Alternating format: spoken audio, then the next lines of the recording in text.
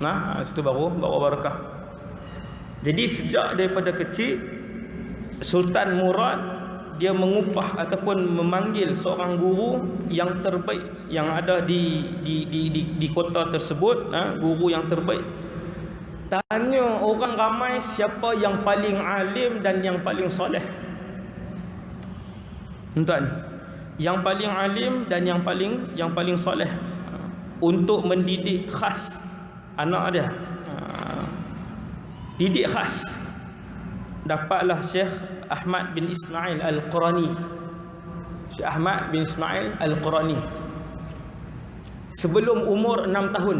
Tuan tengok, bukan mula umur 15. Cari guru yang paling alim, yang paling soleh. Disebut tuan-tuan, bukan alim saja, juga guru yang paling soleh. Sebab apa tuan?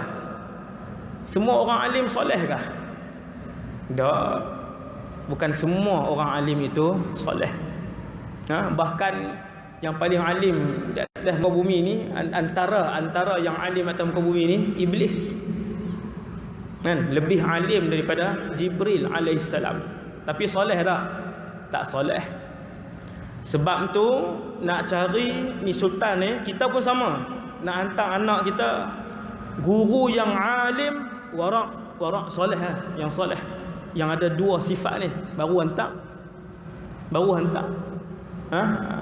Ini alim duha pun tak sembahyang. Kita kata sunat ya ustaz, memang sunat, tetapi dia lambang orang soleh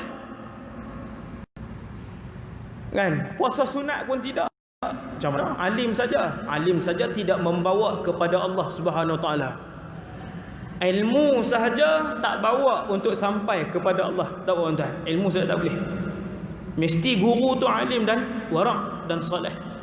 Guru inilah yang dicari oleh Sultan Murad untuk membimbing anak dia sebelum anak dia mencapai usia 6 tahun.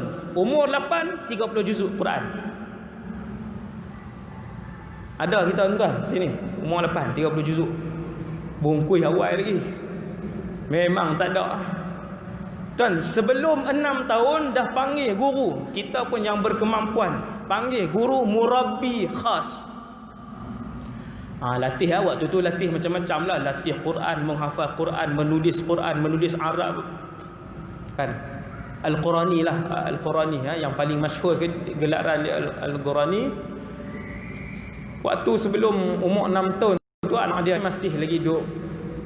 Sultan Muhammad lah masih lagi main kanak. Macam biasalah kanak-kanak kan. Belum pernah berguru lagi. Masih alam permainan kan. Alam kanak-kanak, tak pernah berguru secara disiplin. Maka bila jumpa guru ni, dia main-main dengan guru ni. Dia duduk lari, si guru tu suruh duduk, dia tak duduk. Dia duduk di belakang tiang. Syekh Qurani ni pergi dekat, dia keluarkan rotan, ziak. Dia tiba macam tu, dipukul. Benda ni disebut dalam sejarah kehidupan Sultan Muhammad. Itulah kali pertama dia dirotan oleh orang luar. Dia pun tengok kan, dia anak raja muda lah zaman ni, raja muda. Seluruh kekayaan, kekuatan tentera, besar dan luas wilayah ayah dia semua akan turun ke dia. Kamu pukul aku kan. Rupa-rupanya yang bagi rotan itu Sultan Murad pada muka kan. Sultan Murad, rotan ni dia ada perbahasan dia dalam Islam, dibenarkan. Dia ada tata cara dia. Tak boleh pukul di muka, tak boleh pukul kawasan kemaluan, tak boleh pukul kawasan yang mudarat. Dia ada tata tertib dia. Islam tuan-tuan, lengkap. Maka guru ini guru yang alim. Guru yang alim dia tahu pukul waktu bila, pukul kenapa. Maka dia pukul. Begitu juga bila dia dah berumur 14 tahun. Dilatih oleh ayah dia untuk memangku jawatan khalifah. Awal tuan-tuan awal 8 tahun dah habis Quran, kemudian dah diajar sains ketenteraan, sudah diajar tentang benda-benda besar ni tuan. Lebih daripada satu bahasa, menguasai hingga 6 ataupun 7 bahasa. Bahasa Greek, Latin, Hebrew, Arab, Parsi, semua. Sampai umur 14, 13 pegang jawatan khalifah, pemangku Perdana Menteri Kerajaan Osmaniyah ketika tu. Umur 14. Umur 13. Sama tak tuan-tuan? Kena awal. Anak-anak yang ketiga saya nak sebut pagi ni tuan-tuan, mesti bagi satu tanggungjawab. Kalau ada anak perempuan, jangan tunggu darjah 6, darjah 2, darjah 3 dah boleh bagi tanggungjawab jaga anak, jaga adik, mengasuh adik. Saya tengok tuan-tuan, saya tengok ada anak-anak yang saya kenalkan. Saya tengok kecil je, dia angkat adik dia letak, mak dah masak. Kan dia letak balik, dia angkat, boleh tukar pampers apa semua. Saya kata ni darjah berapa? Mak dia kata darjah 2. Bagus. Bagus.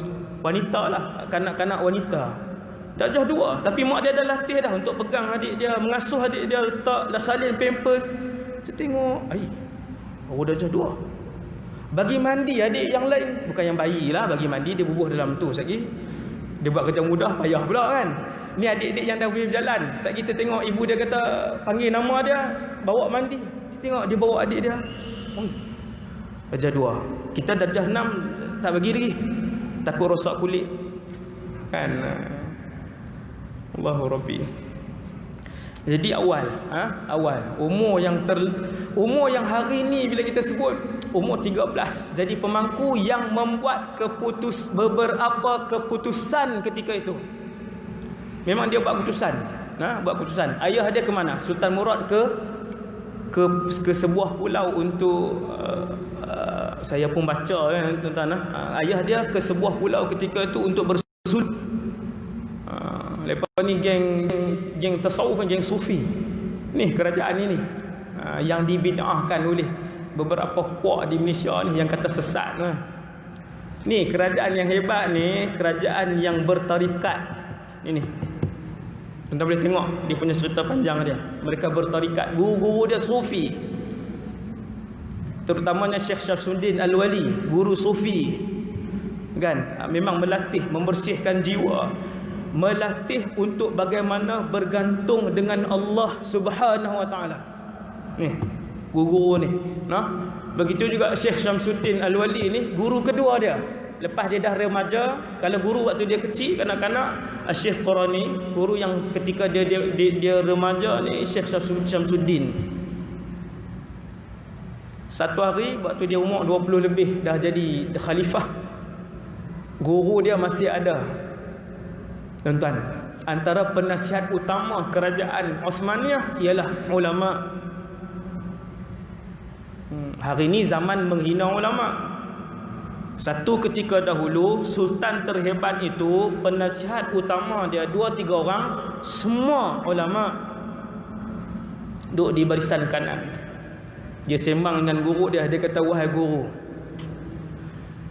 dulu ketika aku belasan tahun, kamu pernah merotan aku, dan aku masih ingat tidak ada kesalahan ketika itu. Siap tu guru dia. Dulu dia rotan boleh lah kan, waktu tu baru raja muda, kali ni dia khalifah.